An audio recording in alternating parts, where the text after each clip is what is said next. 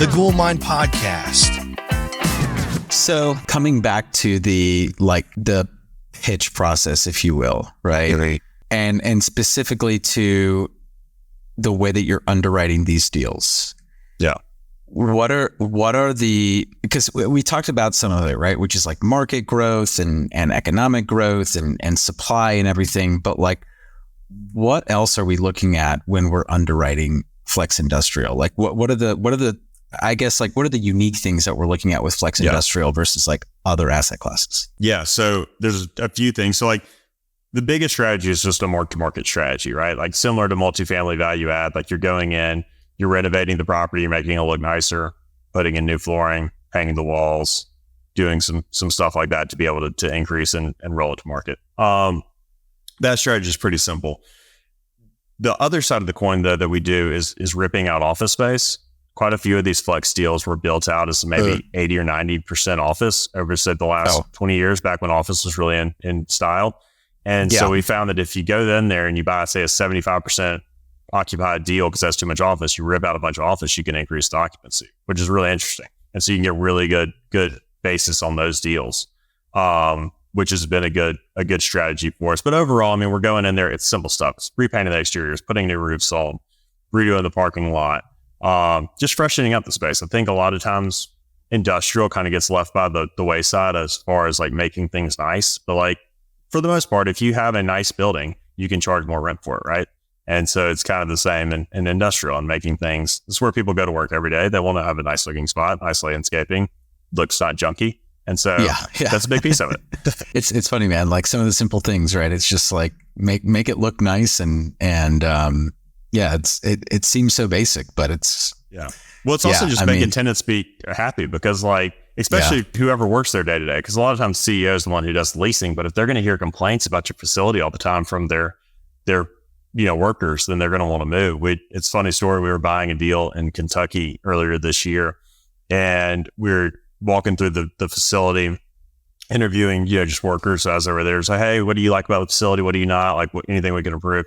And one of them was like, they used to wash our windows. Like this facility has like really big glass windows on the office side. And they're like, they used to wash our windows once a week. And like, it was so nice. Like had these like nice clean windows. And they cut that out like 2 years ago. And I don't understand. And I was like, I can definitely get your windows cleaned again. And we did it. And like, they sent a letter and I was like, thank y'all so much. Like it's small little things like that, but like that tenant will appreciate that. And so while it seems trivial, it matters. I mean, taking good care of your tenants, just like taking good care of your investors, like people recognize that, I think. Yeah, 100%. So, and that little tidbit though about like ripping out offices and stuff, like that makes a lot of sense to me, right? Because in this shifting environment where clearly there's less of a demand for office, if you've got something where you can, I guess force appreciation basically by like altering the layout, right, of the building. I mean, that makes a lot of sense to me. So, and I'm sure there's some listeners back at home where it's like, oh, that seems like a really like viable strategy. So, well, it's also a lot cheaper as a strategy too, right? Like adding build out, like adding offices is expensive. Ripping stuff out, while it's expensive, it's not that expensive.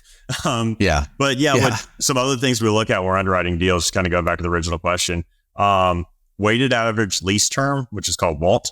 That's kind of a more commercial type term, but like that's something we really look at because while you do have usually 3 to 5 year leases, if you have a facility that has, say, 50% of market rent, so there's a lot of meat on the bone there as far as the rental growth rate has, but the WALT on it's 5 years, where usually hold properties for 3 to 5 years, then you're not gonna be able to roll much of the rent roll by the time it's time to sell, right? So like, even though there's so much meat on the bone, you're not really gonna be able to realize that till right at the end. So the numbers aren't gonna work. So like, that's one thing to look at.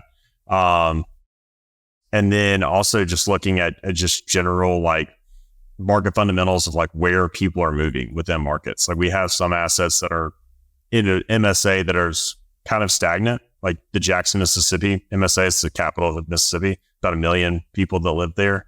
So like as an MSA, it's kind of stayed stagnant of 1 million people. But like within that market, there's little growing nodes, right? Like there's an area where brand new Costco is, brand new Chick-fil-A, brand new multifamily. Like we want to go buy the flex deal next to there because that's the growing area of town. So that's been a good strategy as well. It's like not necessarily just looking at it and be like, Orlando's growing, South Florida's growing, Nashville's growing. Let's just go there. There's growing areas in more stagnant, kind of more stabilized markets as well, if that makes sense. Interesting. And why is that? I think that just any market, if you have a million, I'm not talking about like in the middle of nowhere. I'm saying, a million people in the MSA, that's either a state capital, there's industry there, there's enough going on that there's always going to be money chasing new deals, right? So, just like any Southeastern city, like there's always an exit out there that has new hotels going on, new hotels going out there, new neighborhoods being cut in, new multifamily. While that's not moving the needle for the entire MSAs per se, it's moving the needle for like that little submarket. And so if we can be in that little submarket, then that's important to us. Yeah. So essentially, like one of your another growth strategy would be identify established MSAs where there's like a submarket within the MSA where you're like, hey, this submarket is growing, even though like the MSA might feel like a little stagnant. Just because the MSA Jackson is a great stagnant. Example of that. Yeah, Jackson, Mississippi, and in the Southeast, like Jackson, the city itself has had some issues. That's no secret. But like just north is an area called Madison County, and that goes up into like Ridgeland, Mississippi, and some other like suburbs like that. And those markets are great, and they're rocking and rolling. They're building new houses. They're building new multifamily. They're building new hotels, like all that kind of stuff. And so we own an asset in Ridgeland and the one up the street in a town called Gluckstadt. But then they just announced that they're building a $6 billion Amazon AWS facility right next to us. So like, there's still growth in those markets, even though like Jackson is like not a like super in vogue kind of place. Like there's still a lot going on there, And in the Southeast as a whole, like that's a pretty consistent theme that we see just based on the fact that you have a lot of net migration moving down here. So other than the little submarkets hack that you just went over, what are maybe some other, or are there any other like emerging investment opportunities within Flex Industrial? Like, are you seeing any other like emerging opportunities? I do think that in certain markets, I know we talked a lot about like how most markets you can't build in. I do think you're starting to see that start to turn. You're starting to see some markets get into like the $14 range. I'm not talking about like markets we don't really invest in currently, but like Nashville's and Charlotte's and Orlando's, where like rents are getting high enough to where like I think you're going to see new products start to come in. Which will be interesting because obviously all those kind of trends, they start at the tier ones, they start at the really high growth and they'll work their way down, to more of the secondaries where we usually play. So I do think that trend is beginning. It'll take a few years to we'll see it. But for right now, it's a good trend that's starting.